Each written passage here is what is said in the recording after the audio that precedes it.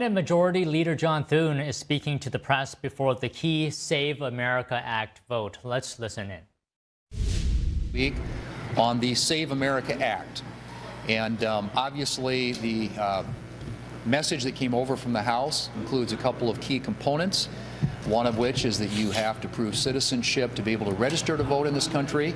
And the second component is that you actually have to show an ID to vote in this country. We think those are both things that are overwhelmingly popular all across this country, no matter what your political party is.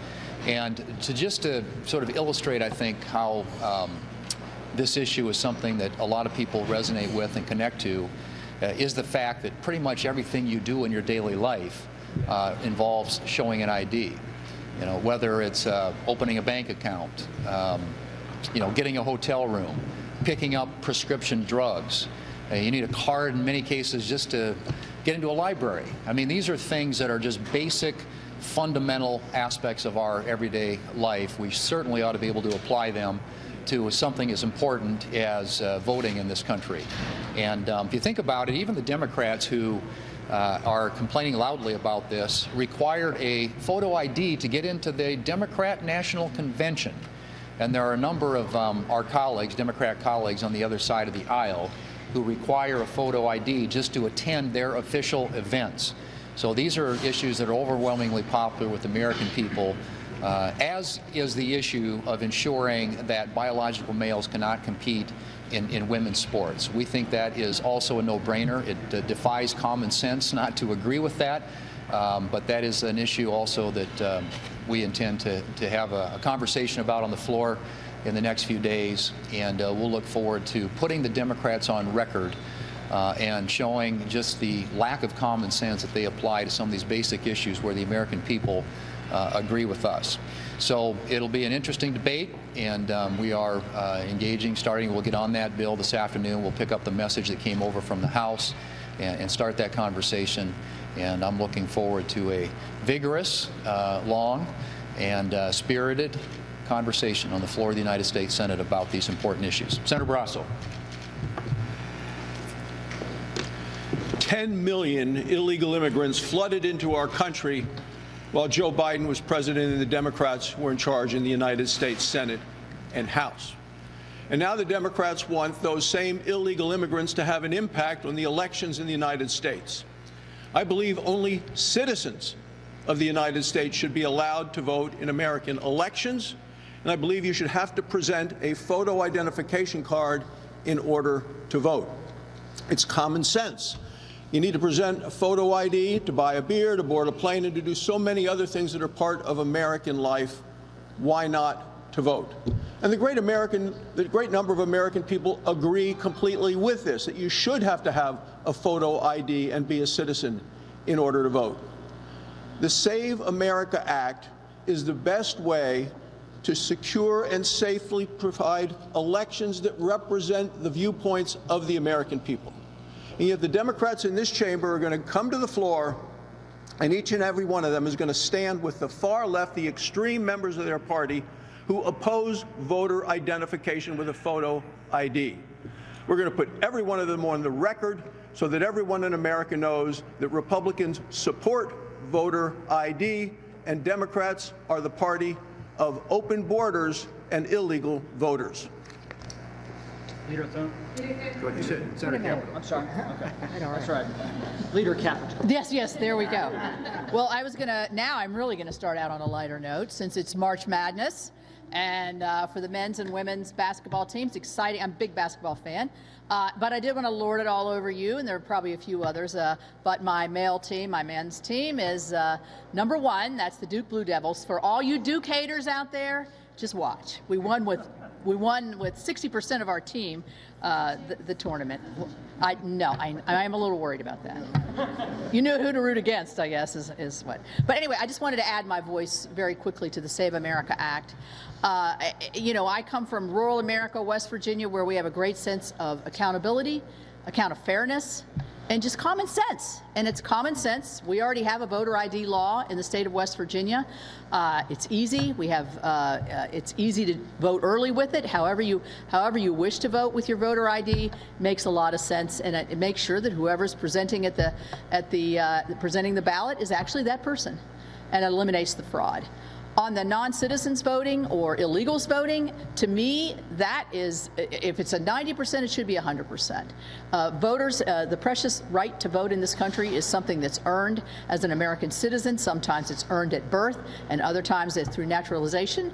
And so I think that we ought to respect that, and the common sense tells me that a proof of citizenship does just that. So I look forward to the debate today and through the rest of the week, and however long it takes, because this is an important issue to the American people because of that fundamental right to vote that we all share. Leader Thune, good afternoon. At some point, I'm told you are going to move to end debate on this. That means 60 votes. We don't have 60 votes. Why go through this? Is this basically just a show? Well, I mean, we don't know that we don't have 60 votes yet. You're making an assumption. Multiple members of your conference say that there aren't even 51 votes. Yeah, well, and you're making an assumption that at the end of this debate that none of the Democrats will be won over. And I'm not saying that I appreciate your skepticism, but I think it's an important debate to have because it is an issue that is at the very core of elections in this country. And I think this is something that the American people care about, something that we've obviously heard a lot about from constituents across this country, and I think it's an important debate to have. So how it ends remains to be seen. There will be a point at which it will end, and there will be a series of votes that come with that. And but at the end of the day, I just don't know how you defend a position that you need to be a citizen in this country, not only to register to vote, but also to be able to show an ID when you vote.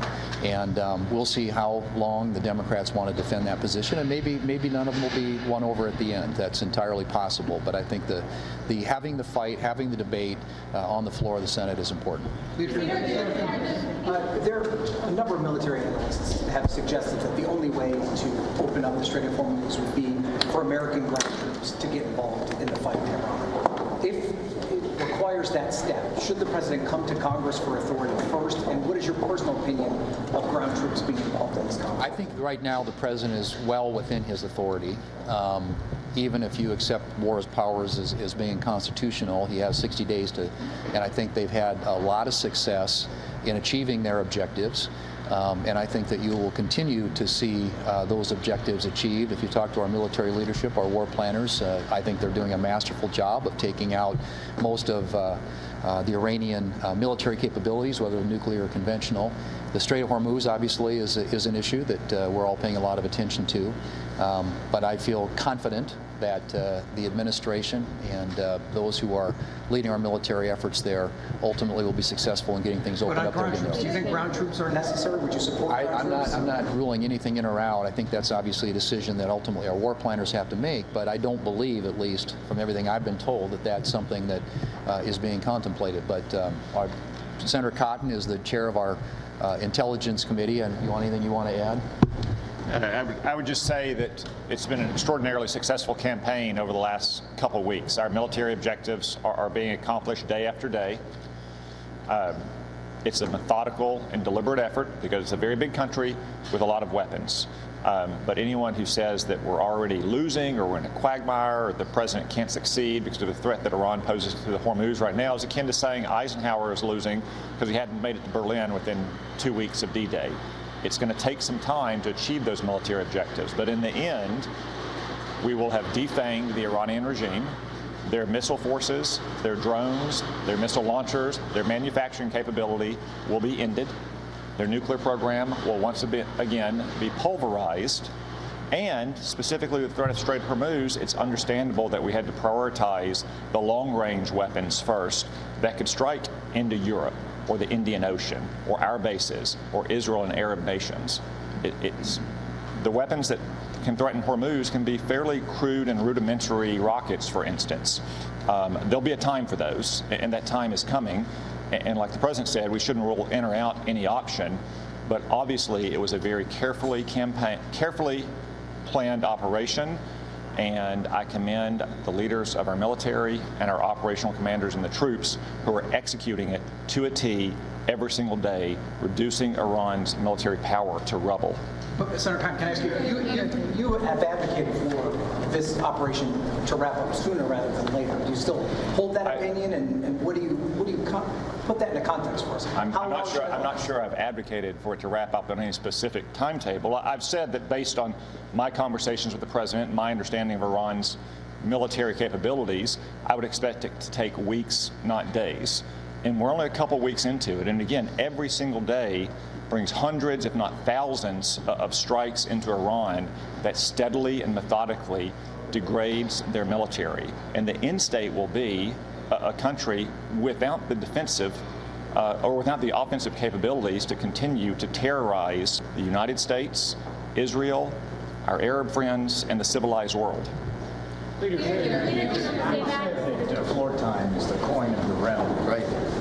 How does it help you if you are using up valuable floor time by having an extended debate on this issue, the SAVE Act, when you have other consequential legislation to deal with, such as a war supplemental, maybe a farm bill, other things that the country needs to have addressed?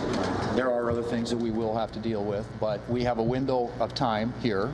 And obviously we slotted this in after passing the housing bill, which was a big bipartisan win last week, got almost 90 votes in the United States Senate. So there are other issues, as you point out, potentially supplemental. We haven't seen that yet, but there is a farm bill. There's permitting reform. Senator Capito will be in the lead on, possibly market structure legislation dealing with digital assets. Could be a farm bill, highway bill. There are a number of things that we can do, and I hope we will be able to do. But we have a unique moment in time here right now to address an issue that there is a great deal of public support around, and I think it's an issue that's really fundamental and important to free and fair elections in this country. And so we're going to have that debate. One of your members, Senator Michael Lee, has suggested that Republicans who don't support a talking filibuster to pass this should be replaced or primaried. What's your response to him, and what do you make of his tactics around this bill? Well, again, I'm always, I prefer to have our fights with Democrats. I'm always someone who believes that it's far better for us to have a majority in the United States Senate, and to have a majority. There are certain places where you don't, the same Republican in Arkansas, for example, is not going to be the same as a Republican in Maine or someplace in New England. So obviously we're not going to agree on every issue, but I think on the core issues, you kind of come back to the Reagan doctrine and recognize that somebody is with you 80 or 90% of the time. I think most of our colleagues vote with the president north of 90% of the time, are allies. And so we may not agree on everything, but I'm way more in favor of ensuring that we have Republicans holding these seats in the United States Senate than handing them to Democrats. Yep. Why is the filibuster more important than stopping illegals from voting?